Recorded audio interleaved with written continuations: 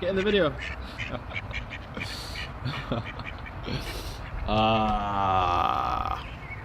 Shit.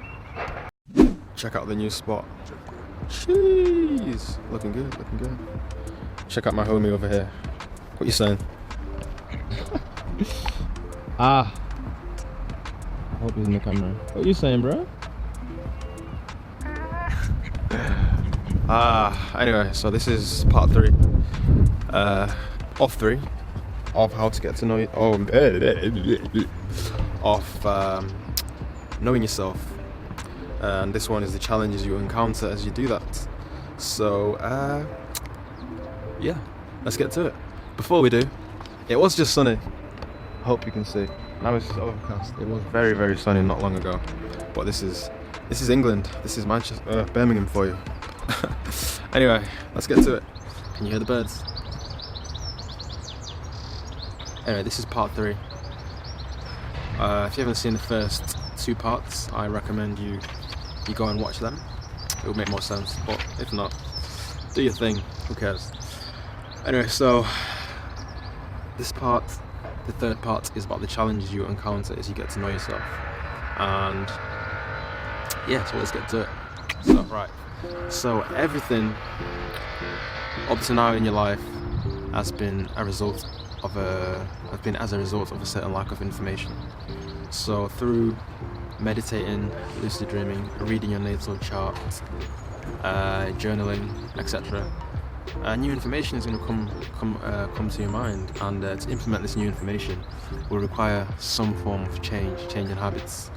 And change is good, change is life, but change isn't always easy. We have a habit of resisting change just as a whole, and yeah, so be ready for that. Changing habits, changing how you spend your time, changing literally everything could change. So that's the first challenge. And yeah, so staying on the subject of change, you may come across new information that like completely throws everything you believe into question. Like the very thing that you've been doing for years and years that you thought was good for you might actually turn out to be bad for you. The very thing that's recommended by society, by just social institutions, may actually be bad for you. So that's number 1, change. And yeah, so be ready for that one. Change is difficult because we form habits. We have like thought loops. The way we think is just like a circle for most of us, and the way we behave, we're on autopilot. Sorry, and you know, it's ingrained into our nervous system. So change is difficult to break that, to form new neurological patterns. Yeah, to form new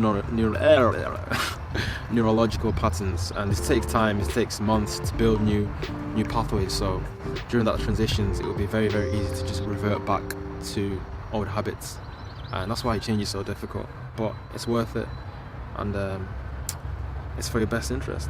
Challenge number 2 is, I don't know what to call this one. I'm just gonna call it like a sense of separation.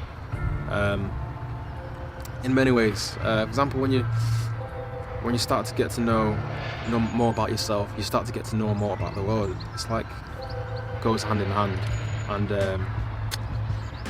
you know, once you start to know more about the world, your behaviours, your habits that you implement as a result of this may be different to most people. So just look at it as a quick example. If you go, you know, like a vegetarian or vegan, etc. Obviously, this is less of a problem these days. More and more people are becoming it. But if you were to do that and you made that change as a result of your research, and if you were to come across someone who's not done that research or come across that research, you're gonna seem like a weirdo. Like, you know, like some people just can't comprehend. Like, you don't eat meat? Like, what? You know, it's just like a weird concept. But obviously, this applies to more than just food. It's just everything, just the way you do things. So you start to feel separate from quite a lot of society, but not in a bad way. Just like you have less in common in that way, and that can be hard. It can be lonely. but it's worth it. You get through it. It's just that transitional period can be kind of hard. Another thing as well, let's say to your relationships, your friends, etc.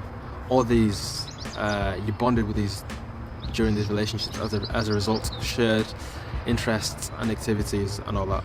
And when you start developing new interests, new hobbies, you have less in common, unless of course your friends are keeping up with the same interests that you're coming up with. Then obviously you can have less in common with your friends and your environment. So again, this can be hard, this can be lonely, but the good thing is it's a transitional period that's kind of hard. If you just carry on, the world is so big, there's so many people with all sorts of interests and hobbies, so you will find people who share your interests, your quirks, because we all have them. And yeah, so a change in relationship, change in habits can happen, and these are the challenges you encounter as you start to get to know yourself. I mean, that's really it. Change, that's really it. It's just changing potentially everything. It's actually starting to get a bit bright now. So yeah, this is